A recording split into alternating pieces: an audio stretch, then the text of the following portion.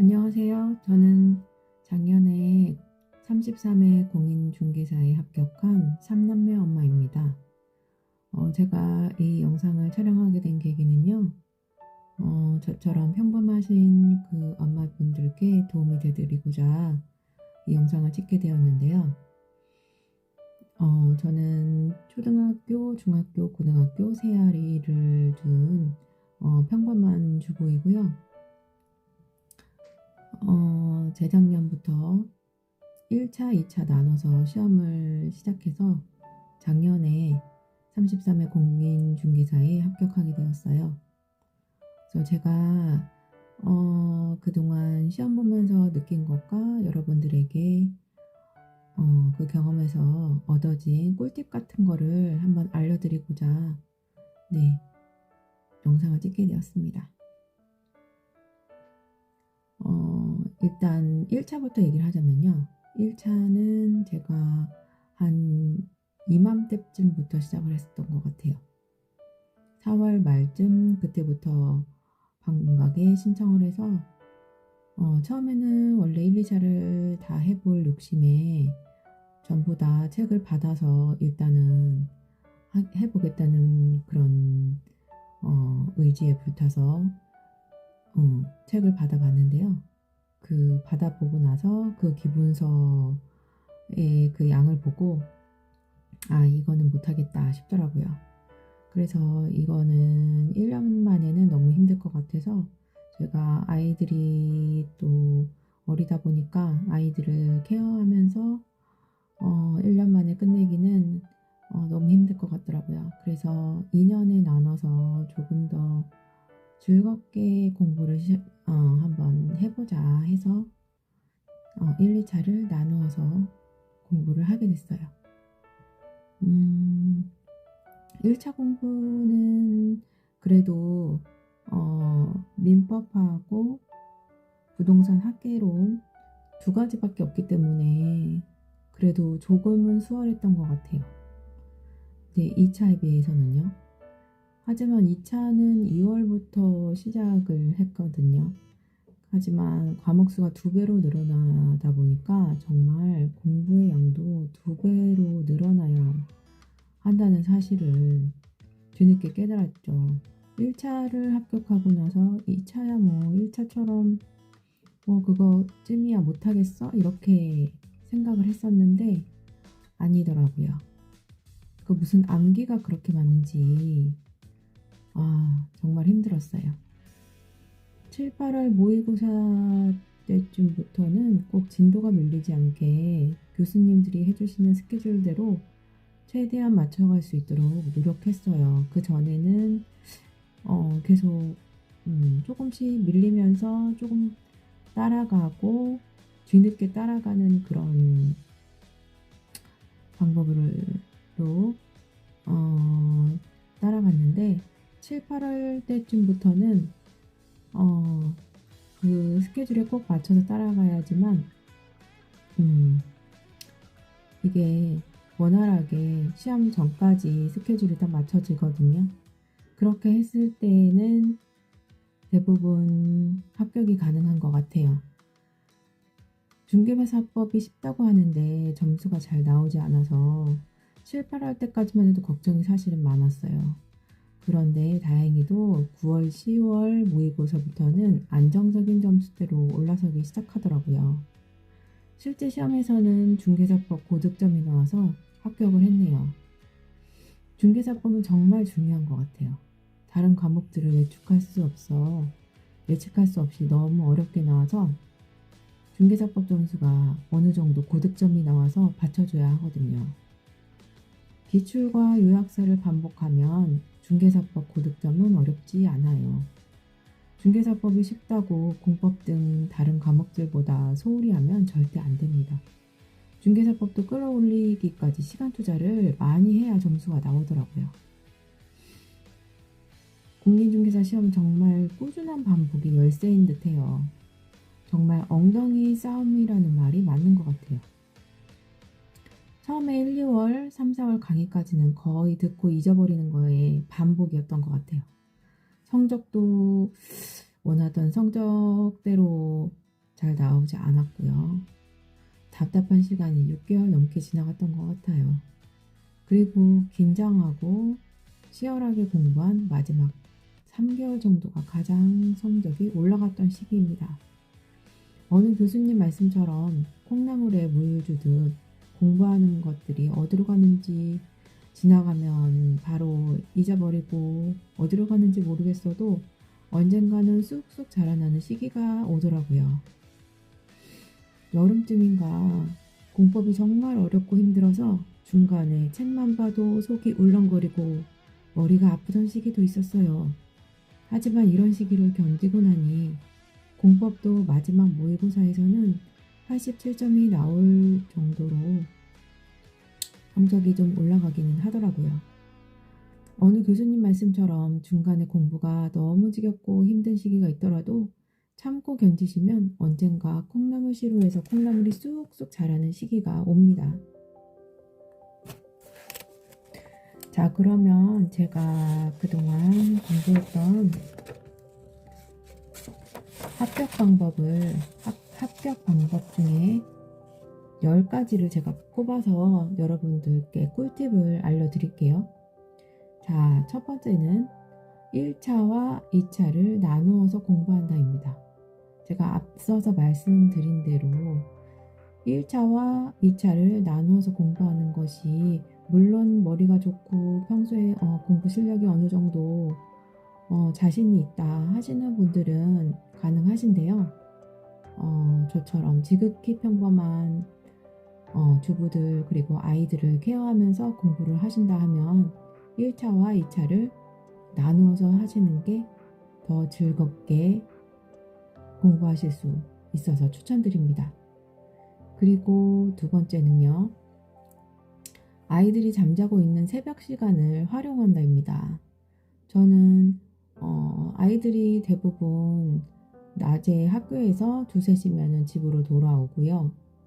그리고 계속 왔다 갔다 하기 때문에 집에 와서 또 밥을 먹고 학원을 가든지 계속 아이들이 왔다 갔다 오해는 하기 때문에 시간을 낮에는 딱 고정적으로 쓸 수 있지가 않더라고요. 그래서 아이들이 잠자고 있는 새벽 시간 한 4시, 5시 그때쯤에 일어나서 공부를 했었어요. 그러면 한 7, 8시 정도까지 많으면 한 3시간, 한 2시간, 3시간 정도를 확보를 할 수가 있거든요. 그리고 그 시간은 제가 집중해서 조용한 시간이라 집중해서 공부를 할 수가 있고요. 그래서 새벽 시간을 활용했고 그리고 아이들이 등교한 뒤에 낮 시간 최대한 활용했고요. 그리고 제일 힘들었을 때는 방학 때였는데요. 방학 때에도 최대한 아이들 학원을 보내고서 남은 시간 그런 시간 활용해서 스터디 카페를 가든지 도서관이나 이런 데를 이용을 했어요. 그리고 세 번째, 집에서 공부하기보다는 집 근처에 있는 도서관과 스터디 카페를 활용한다 입니다. 주부님들 일하시다 보면은 아이들 케어하면서 왔다 갔다 도서관 스터디 카페 이용하는 게 어떻게 보면은 좀 귀찮을 수도 있고 그래서 집에서 해도 되지 않을까 이렇게 생각하시는 분들도 계실 수도 있을 것 같은데요. 저는 그 집에서 하는 것과 밖에서 나가서 따로 공부하는 공간을 분리를 해주시는 게 낮에는 좀 더 효율적으로 공부를 할 수 있지 않을까 생각합니다. 그 집에서 하는 몇 시간, 2시간, 3시간 하고 스터디 카페에서 하는 2시간, 3시간은 이 공부하는 밀도가 차이가 많이 난다고 생각이 되거든요. 그래서 같은 시간을 공부하더라도 집 근처에 있는 곳을 활용해서 이용을 하시기를 추천드립니다. 그리고 네 번째는요. 저녁 시간 또는 주말에는 아이들과 함께 공부를 했어요. 아이가 초등학교 고학년이나 중학생, 고등학생일 경우에는 가능한 거죠. 저녁 시간이나 주말에 아이들이 집에 오면 숙제를 하든 시험 공부를 하든 공부를 대부분 하니까요. 또 주말에도 중학생이었던 저희 큰애 같은 경우에는 주말에도 공부를 하고 학원을 가는 경우가 있었기 때문에 공부를 하게 될 경우에는 같이 도서관에 간다든지 같이 시간을 정해 놓고 이 시간에는 엄마랑 같이 공부하자 해서 같이 열심히 공부를 네 했었습니다. 그리고 다섯 번째는요. 인스타그램의 인증하기입니다. 인강으로 혼자서 공부해야 했었기 때문에 사람들하고 공유하면서 소통하고 인증하고 그렇게 해서 나의 공부 방법을 비슷한 사람들하고 공유도 할 수 있고 다른 사람들은 어떤 식으로 공부를 하나 이 사람은 하루에 얼마큼씩 공부를 하고 이렇게 인증을 하고 있네. 이 사람은 이런 공부를 하고 있네. 이 사람은 어디서 공부를 하고 있네.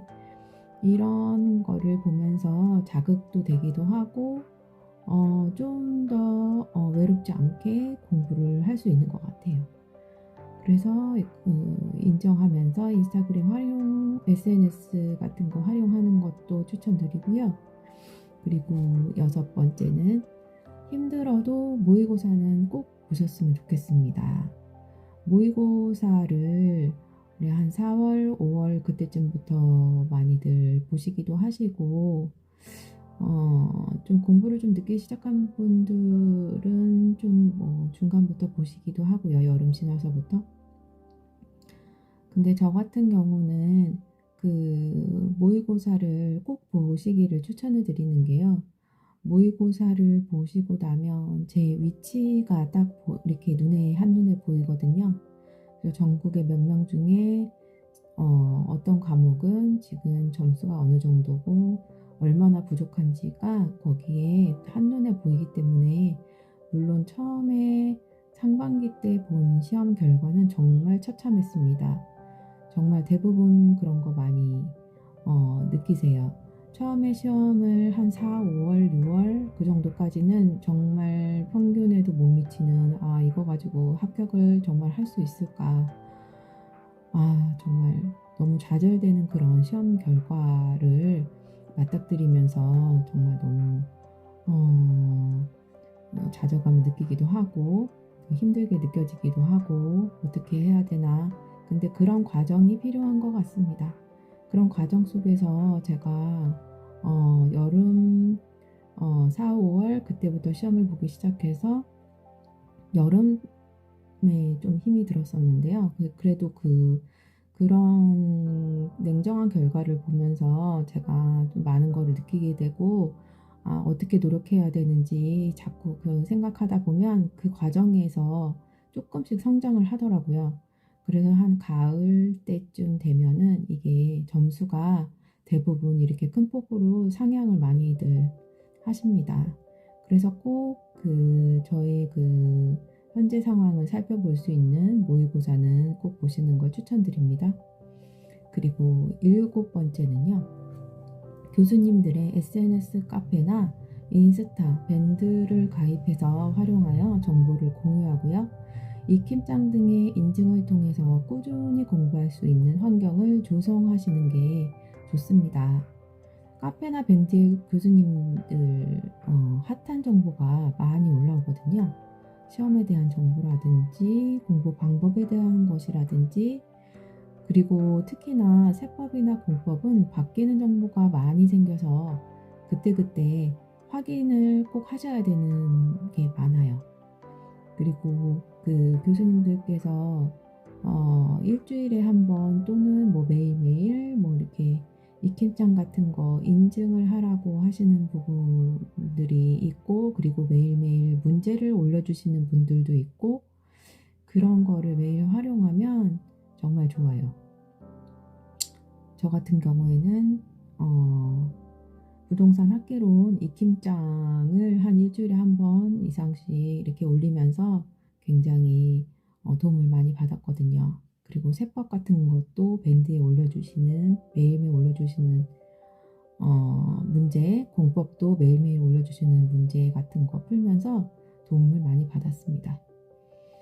자, 그리고 여덟 번째, 각 과목 교수님은 꼭 강의를 선택하기 전에 3-4명의 강의를 들어본 뒤에 자신에게 맞는 강의를 해주시는 분으로 결정하시면 좋습니다.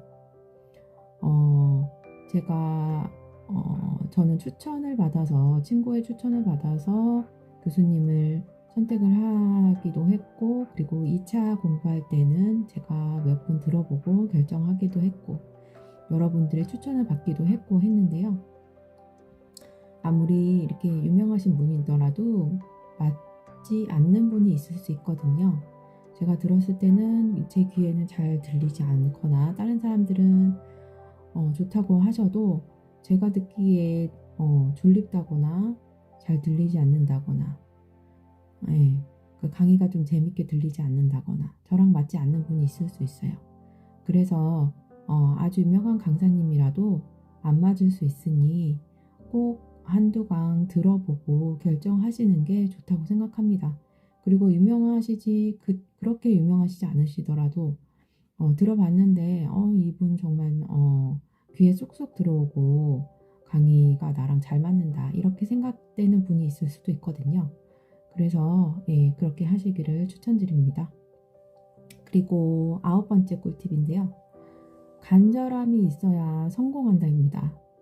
가능하다면 평생원으로 가입해서 공부하면 중간에 일이 생기거나 해서 공부가 끊기거나 해서 마음이 해이해지는 것을 방지할 수도 있고요. 평생 회원 가입하시면 평생 동안 합격하면 수강료를 환급해주는 그런 프로그램들이 여러 학원에서 지금 있는 걸로 알고 있는데요. 그런 프로그램에 가입하셔서 나중에 수강료를 환급 받으실 수 있고요. 저도 그렇게 해서 환급을 받았고요. 처음에 1차 공부한 다음에 2차를 공부할 때 중간에 이제 쉬다가 공부를 하려면 좀 마음이 약간 해이해지기도 할 수 있고, 이 힘든 공부를 또 해야 하네 하면서 마음을 좀 잘 정리를 해야 될 수도 있는데, 그때 나는 평생 회원이니까 어차피 나는 이거 공부하면은 수강료를 환급 받을 수 있으니까 생각하면서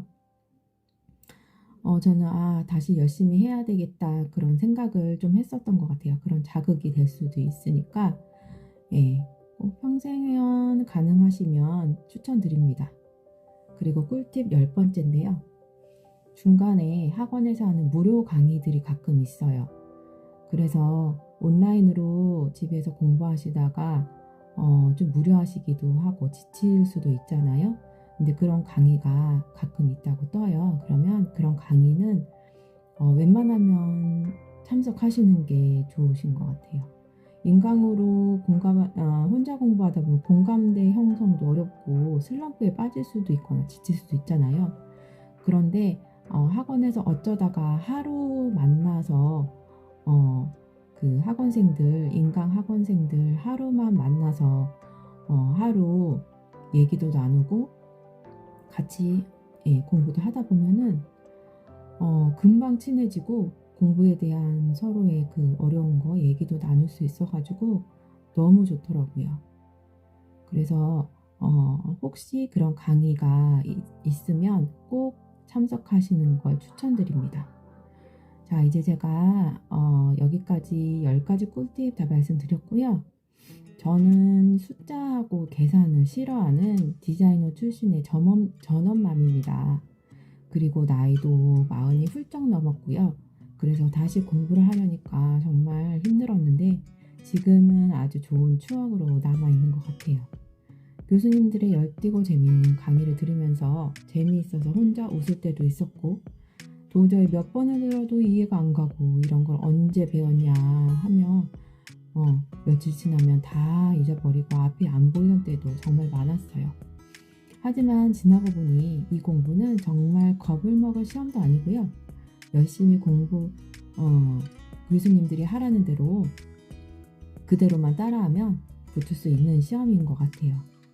실력이 있으신 분들은 몇 달 만에도 붙는 분들이 계시겠지만 저처럼 지극히 평범한 중년 아줌마도 꾸준히 공부하시면 충분히 도전할 만한 시험인 것 같습니다.